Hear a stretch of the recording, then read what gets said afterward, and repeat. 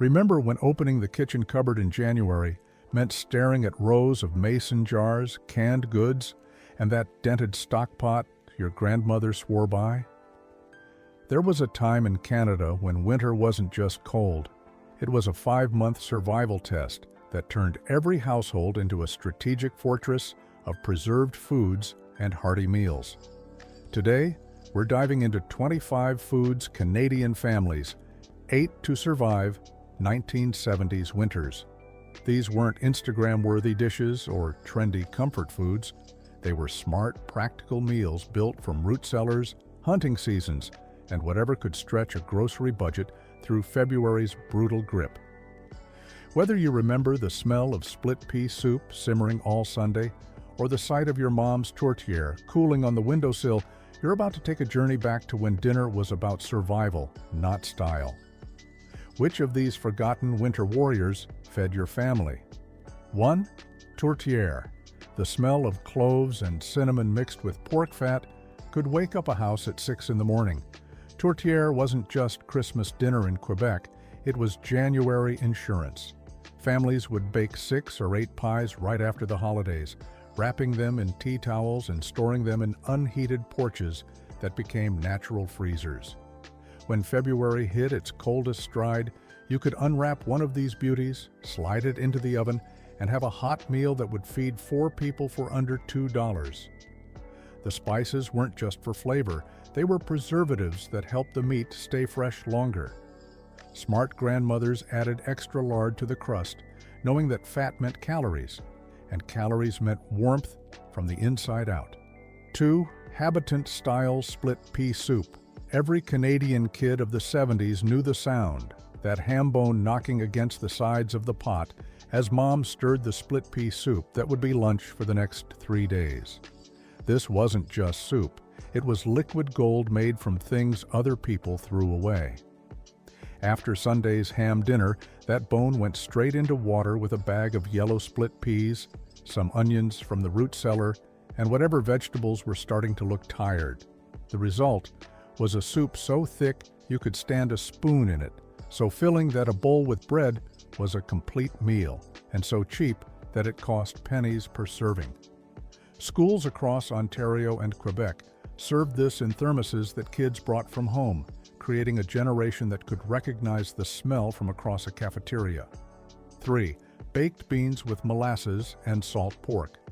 Saturday night in Maritime, Canada meant one thing: beans in the oven, slow cooking from noon until supper.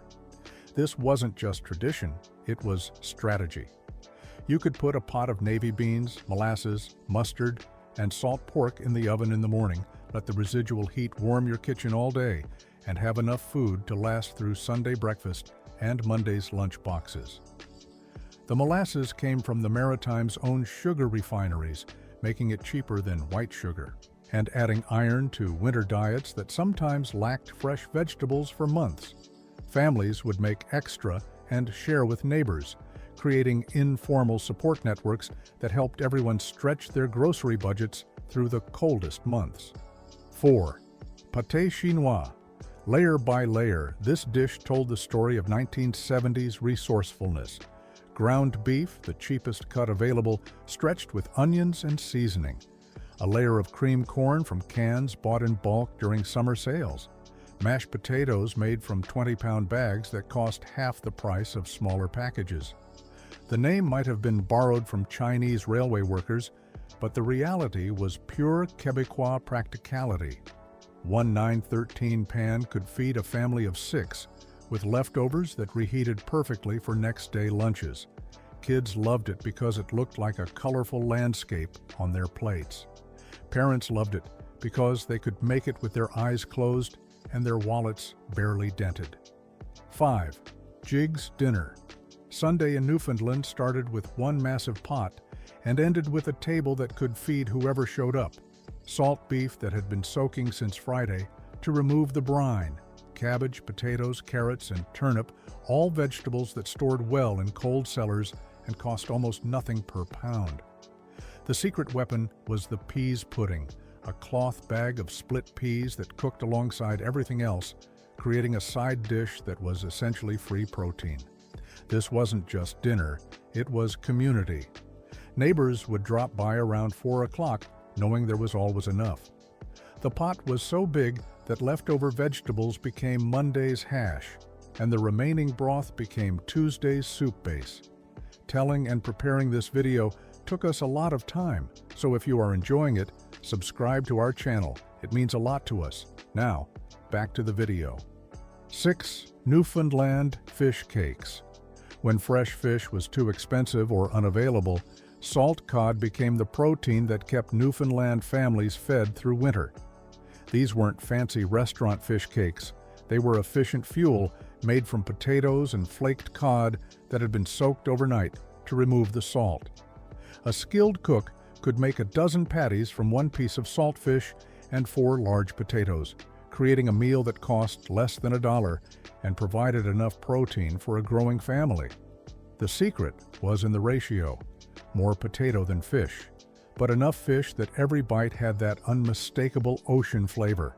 Served with pickled beets or chow chow from the summer's preserving, this was comfort food that actually comforted both body and budget. 7. Prairie perogies with fried onions and bacon. In Ukrainian and Polish communities across Manitoba, Saskatchewan, and Alberta, pierogi making was a winter marathon that lasted for days. Mothers, grandmothers, and aunts would gather in one kitchen, rolling dough and pinching edges while sharing gossip and making enough pierogies to fill multiple freezers. The filling was simple: mashed potatoes mixed with cheddar cheese. But the result was magic. Boiled until they floated, then fried in butter until golden, topped with onions that had been slowly caramelized, and bacon that was more fat than meat. A plate of 6 pierogies with a dollop of sour cream was a complete meal that cost less than 50 cents and provided the kind of satisfaction that could get you through a -40 night. 8. Cabbage rolls. The sight of cabbage heads boiling on the stove meant one thing: someone was preparing for winter's long haul. Ukrainian families across the prairies would spend entire weekends making cabbage rolls by the dozen, using rice and ground meat wrapped in cabbage leaves that had been carefully separated and softened. The tomato sauce was made from cans bought in bulk, and the rice was stretched with onions and seasonings that made a little meat go a long way. These weren't just individual meals, they were batch cooking at its finest. A single recipe might yield 50 rolls that could be frozen, creating a stockpile of dinners that only required reheating on the busiest winter nights. 9. Acadian fricot. In New Brunswick's Acadian communities, fricot was the answer to both hunger and cold. This wasn't fancy French cooking, it was practical comfort food that could be made with whatever chicken was available and vegetables from the root cellar.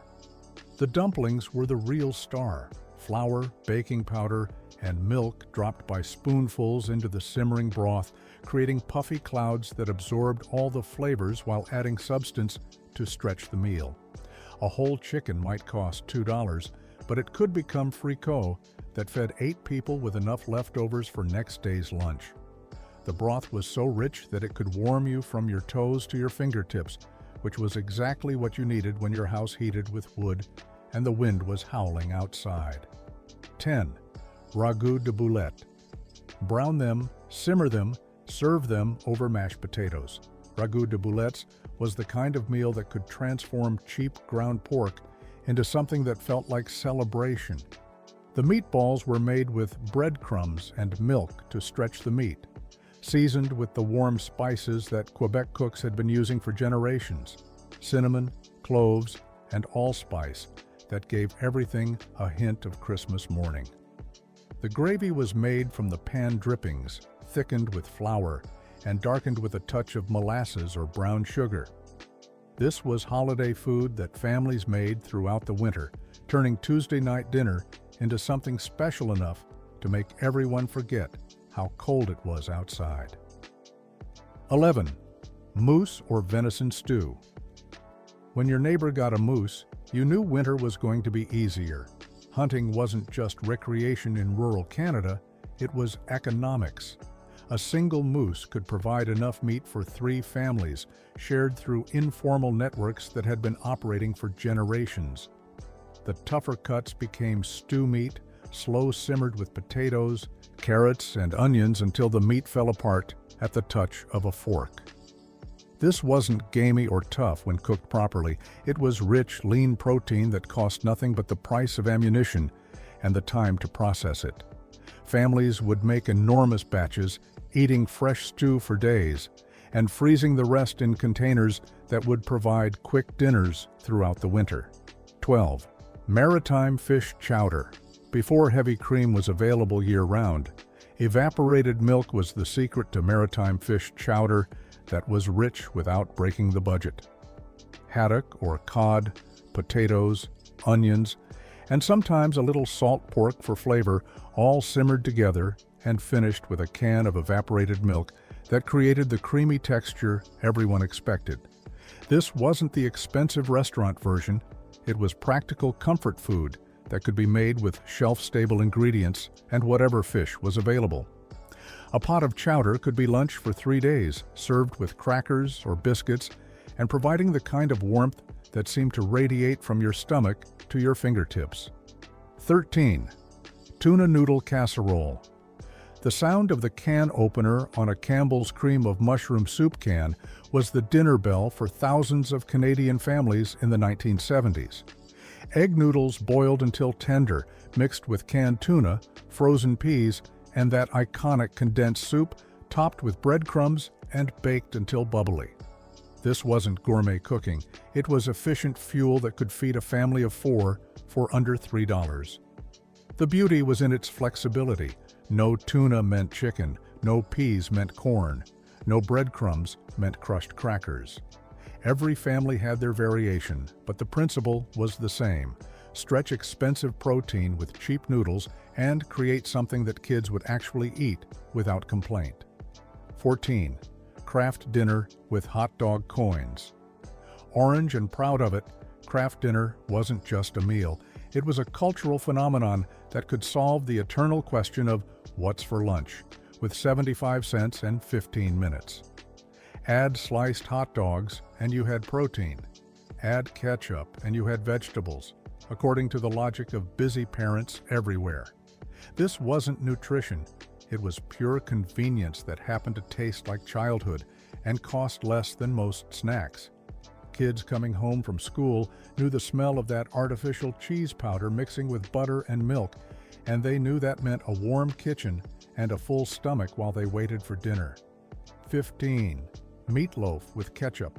Monday's meatloaf became Tuesday's sandwich, which was exactly the point. Ground beef mixed with breadcrumbs, egg, and onions, shaped into a loaf, and baked with a glaze that caramelized into a glossy coating. This wasn't just dinner, it was planned leftovers that could stretch 1 pound of meat into 3 meals.